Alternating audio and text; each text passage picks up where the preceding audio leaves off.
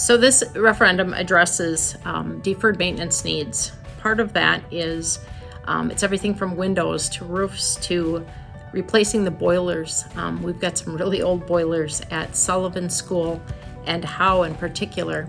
Howe was built in 1912, so they're not the original boilers because they actually had coal-fired boilers at that time, but they probably were replaced in 1960.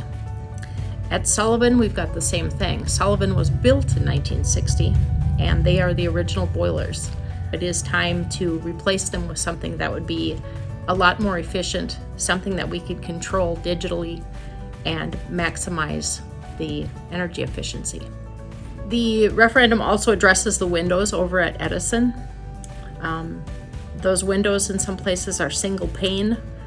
We are looking to replace them with something double hung, something that's going to increase the energy efficiency because we can run the systems better, but with windows that leak, we're unable to capitalize on those investments. One of the largest roofs that we're looking at replacing is at Washington and another one at Southwest.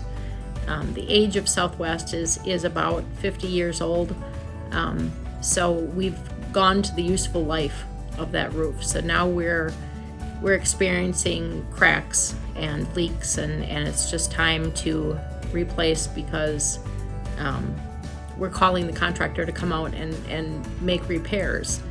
Since 2013, we have saved, we estimated, about $1 million a year in energy.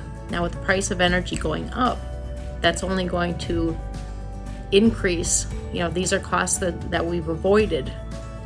Money that can stay in the classroom by being good stewards of our resources.